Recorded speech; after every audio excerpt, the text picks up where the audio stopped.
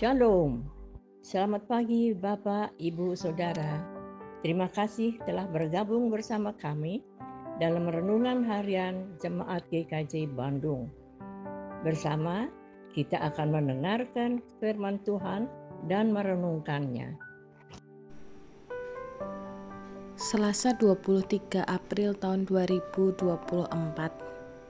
Sebelum bersama kita mendengarkan firman Tuhan, mari kita bersatu di dalam doa. Bapa di dalam surga, kami memohon tuntunan dan pertolongan Tuhan untuk kami boleh mendengarkan, memahami, dan dimampukan untuk melakukan firman Tuhan. Di dalam nama Tuhan Yesus Kristus kami berdoa. Amin.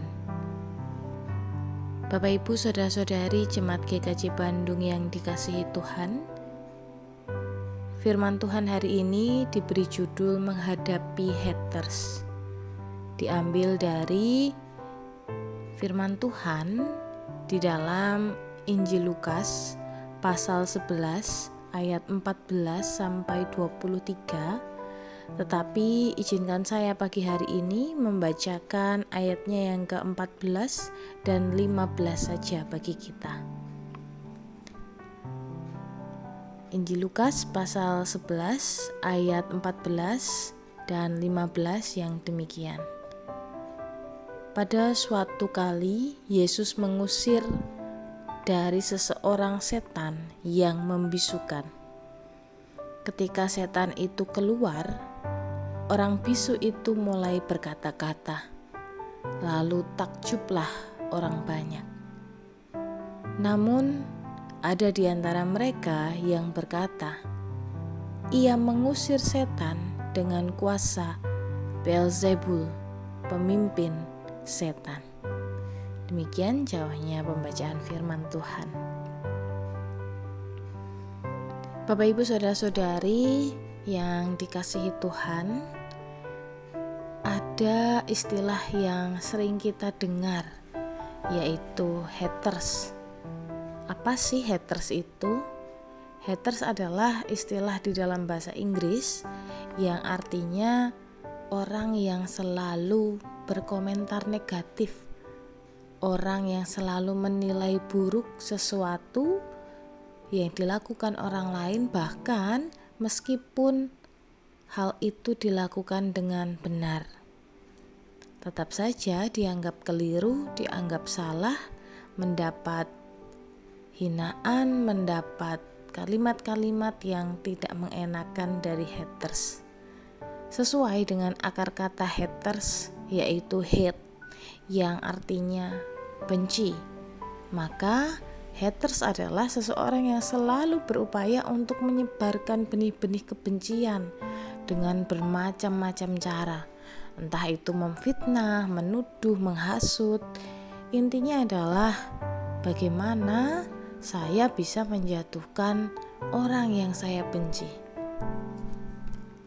Saudara-saudari yang terkasih, haters sebetulnya tidak hanya ada saat ini, bukan hanya di masa sekarang saja, tapi sejak dulu, bahkan di masa Yesus juga ada haters. Orang yang selalu menilai negatif atas apa yang Yesus perbuat.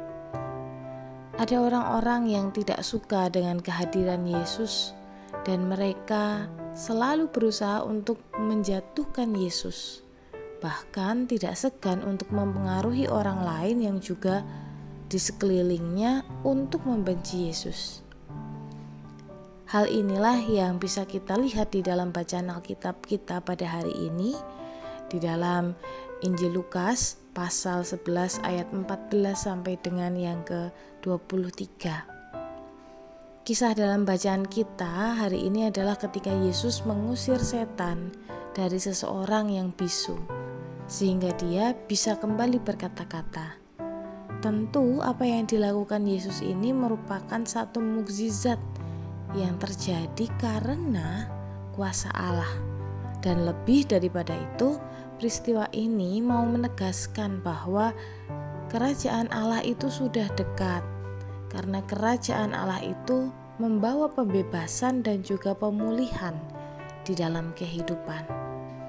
Tapi ternyata ada orang yang tidak bersuka cita atas mukjizat ini. Mereka yang dari dulu membenci Yesus justru memakai momen ini untuk menghakimi Yesus. Mereka mengatakan bahwa Yesus melakukan pengusiran dengan kuasa Beelzebul, di mana Beelzebul ini adalah sebutan lain untuk iblis. Tuduhan ini disampaikan semua orang pada saat itu untuk menghasut orang lain untuk membenci Yesus. Tapi Yesus mencoba mengarahkan orang-orang yang hadir di sana dengan sebuah logika berpikir yang sangat masuk akal. Yesus menegaskan bahwa tidak mungkin iblis itu melawan kawannya sendiri, karena hal itu bisa melemahkan kekuatan mereka. Yesus adalah seteru iblis, dan karena itulah Yesus mengusir setan dengan kuasa Allah. Hal ini membuktikan bahwa Allah jauh lebih berkuasa dari iblis. Allah memerintahkan untuk membebaskan manusia dari segala belenggu dosa dan kejahatan. Itulah yang Yesus sampaikan kepada orang-orang yang hadir saat itu. Hari ini kita mau belajar bahwa Yesus tidak pernah menyerah atas segala tudingan, fitnahan, ataupun ancaman. Itu semua tidak mempengaruhi dirinya dan juga tidak mempengaruhi misinya. Yesus tetap berkarya, Yesus tetap melayani meskipun ada saja orang-orang yang berusaha untuk menjatuhkan Dia. Bapak, Ibu, saudara-saudari, di dalam kehidupan ini mungkin kita pernah mendapatkan tuduhan yang sengaja dibuat orang, dilontarkan orang untuk menjatuhkan kita.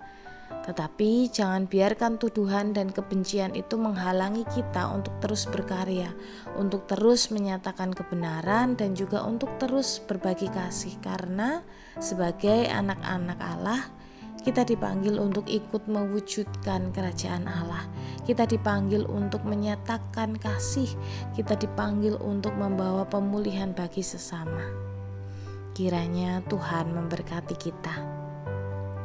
Mari kita berdoa. Tuhan Yesus, terima kasih untuk firman yang boleh kami terima hari ini. Kami tahu Tuhan bahwa di dalam kehidupan kami sangat mungkin kami berjumpa dengan orang-orang yang membenci kami, yang tidak menyukai kami, orang-orang yang seringkali mencari-cari kesalahan kami. Tapi jangan biarkan tuduhan, kebencian, semua itu menghentikan tindakan kebaikan dan juga tindakan kasih yang ada di dalam diri kami. Biarlah kami dapat melayani Tuhan, dapat terus berkarya, tetap fokus untuk menyatakan kasih dan pemulihan kepada orang-orang yang membutuhkan. Terima kasih Tuhan, di dalam nama Tuhan Yesus kami berdoa. Amin.